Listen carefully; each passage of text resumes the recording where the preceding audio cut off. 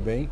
Hoje nós vamos conversar um pouquinho sobre vigilância ativa, com grande prazer que nós estamos acompanhados do professor Laurence Klotz, o mentor dessa abordagem, desse tratamento.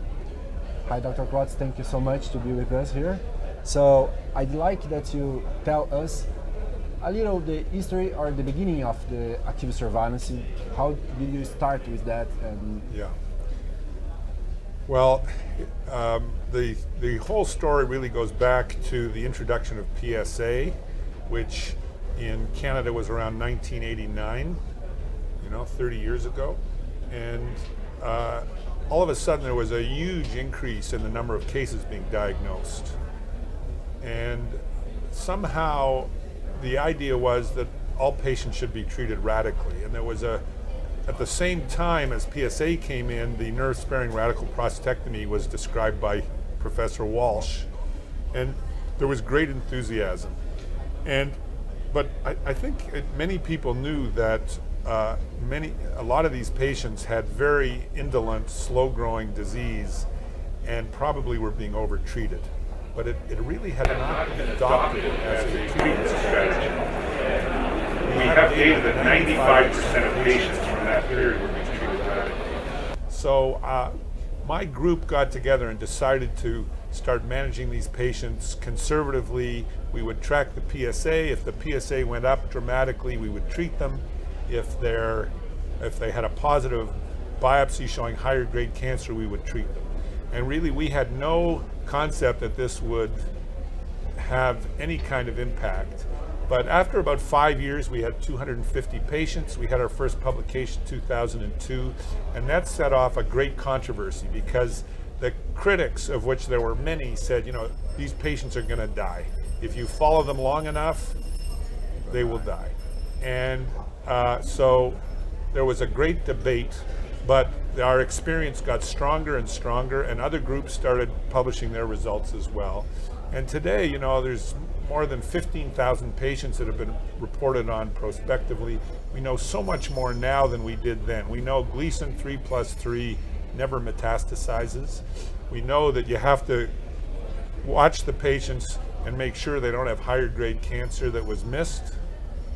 But if you do that, very, very few patients die, and the benefits are tremendous.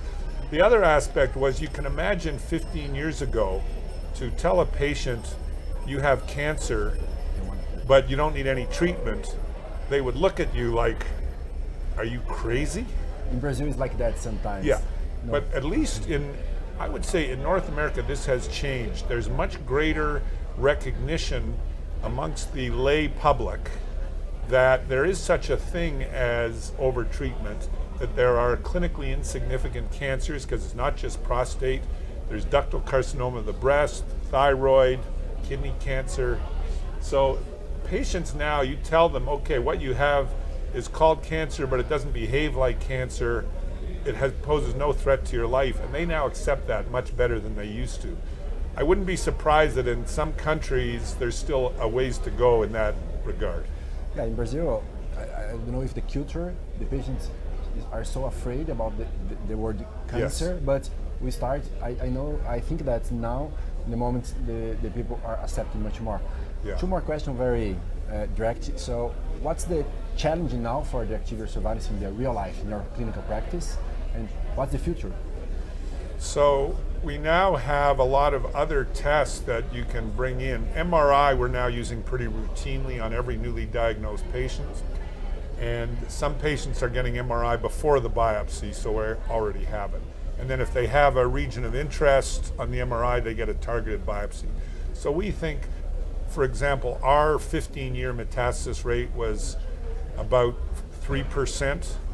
We think that will drop further now that MRI is being utilized. We hope it will never be zero, because you're always going to have patients with micrometastasis from a high-grade cancer that was missed.